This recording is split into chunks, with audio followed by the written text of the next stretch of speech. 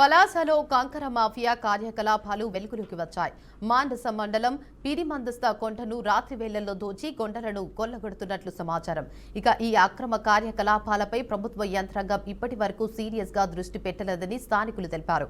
Mining revenue శాఖ అధికారులు కొండల నాశనాన్ని నిర్లక్ష్యంగా చూస్తున్నారని స్థానికులు ఆరోపిస్తున్నారు. అయితే ఈ ఘటన పర్యావరణం, భూ సంపదను తీవ్రంగా ప్రభావితం చేస్తుందని అధికారులు హెచ్చరిస్తున్నారు. పలాసలో కంకర మాఫియా కార్యకలాపాలు వెలుగులోకి వచ్చాయి.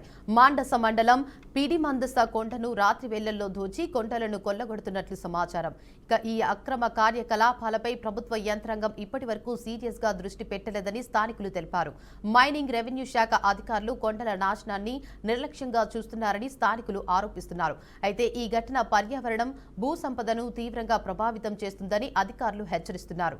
ఇక ఇదే అంశంపై మరింత సమాచారాన్ని మా ప్రతినిధి శ్రావణ్ అందిస్తారు. చెప్పండి శ్రావణ్, అప్డేట్స్ ఏంటి? Thank you Devika. శ్రీకాకుళం జిల్లా పలాస మండల కేంద్రం అనుకుని ఉన్నటువంటి కొన్ని ప్రాంతాల్లో గ్రావిల్ మాఫియా గత కొద్ది రోజులుగా కూడా రెచ్చిపోతున్నటువంటి పరిస్థితి ఉంది. రాత్రి పగలు అని తేడా లేకుండా ఇష్టానుసారంగా తవ్వకాలు జరుపుతూ కోట్లాది రూపాయలు ప్రభుత్వ ఆదాయానికి గండి కొట్టడమే కాకుండా కోట్లలో వ్యాపారం సాగిస్తున్నటువంటి పరిస్థితి ఉంది. అయితే దీనిపై బీఆర్కే న్యూస్ కి అనేకమైనటువంటి స్థానికంగా ఉన్నటువంటి వ్యక్తులు ఫిర్యాదు చేసినటువంటి పరిస్థితుల నేపథ్యంలో బీఆర్కే న్యూస్ పలాస నియోజకవర్గంలో జరుగుతున్నటువంటి కంకర మాఫియాపై ప్రత్యేకించి దృష్టి సాగించినటువంటి పరిస్థితుల నేపథ్యంలో పలాస నియోజకవర్గానికి సంబంధించినటువంటి మందస మండలం అనేది పూర్తి స్థాయిలో కూడా ఒక ఏజెన్సీ ప్రాంతం అని కూడా చెప్పొచ్చు. అలాంటి మందస మండలం పిడిమందసలో ఉన్నటువంటి కొండని రాత్రి వేళల్లో పెద్ద పెద్ద యంత్రాలు, జేసీబీలు, పెద్ద టిప్పర్లు పెట్టి అక్రమంగా అయితే మాత్రం వందలాది వాహనాల ద్వారా మాత్రం తరలిస్తున్నటువంటి దృశ్యాలను కూడా మనం బీఆర్కే స్క్రీన్ పైన చాలా స్పష్టంగా చూడొచ్చు.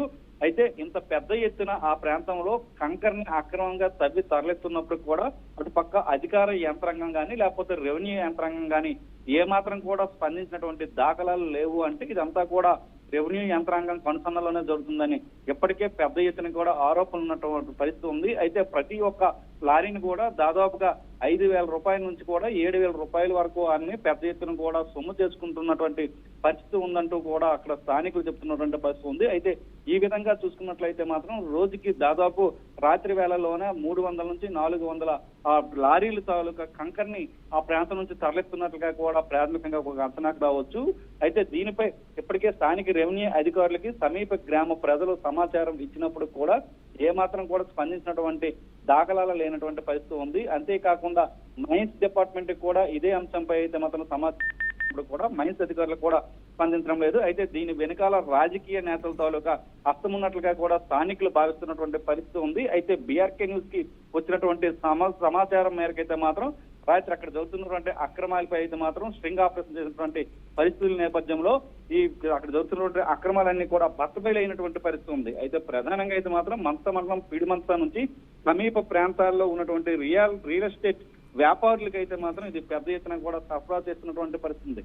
ప్రభుత్వం నిబంధనలను పూర్తిగా తొంగలో తొక్కి రియల్ ఎస్టేట్ వ్యాపారులకి కొమ్ము కాస్తూ బడాబాబులు అక్రమ అడ్డాగా ఈ పిడిమందసాన్ని చేసుకుని పెద్ద ఎత్తున కూడా అక్కడ ఉన్నటువంటి గ్రావెల్ నిల్వలతో పాటు అటవీ శాఖ పరిధిలో ఉన్నటువంటి భూములు సైతం తవ్వేస్తున్నప్పుడు కూడా అక్కడ ఉన్నటువంటి రెవెన్యూ కానీ లేకపోతే మైనింగ్ యంత్రాంగం కానీ స్పందించకపోవడం, అలాగే స్థానిక ఎమ్మెల్యే కూడా ఇదే అంశంపై అయితే మాత్రం దృష్టి సారించకపోవడం అనేది కాస్త విచారకరమైన అంశం. అయితే దీనిపైన పూర్తి పరిశోధన అయితే మాత్రం బీఆర్కే నుంచి చేపడుతుంది. దీని వెనకాల ఎవరు అక్రమార్కులు ఉన్నారనేది కూడా నిగ్గు తేల్చే పనిలో అయితే మాత్రం బీఆర్కే నిఘా బృందం ఉన్నట్లుగా కూడా మనకు చాలా స్పష్టంగా చెప్పవచ్చు. అయితే దీనిపైన అధికార యంత్రాంగంతో పాటు జిల్లా కలెక్టర్ కూడా బీఆర్కే న్యూస్ ప్రతినిధులు ఇప్పటికే సమాచారం ఇచ్చినటువంటి పరిస్థితుల నేపథ్యంలో అయితే మాత్రం దీనిపైన ప్రత్యేకించి దర్యాప్తు కూడా ఆదేశించే అవకాశం అయితే మాత్రం స్పష్టంగా మనకు కనిపిస్తుందని చెప్పవచ్చు Devika. Right, thank you for the update Shravan.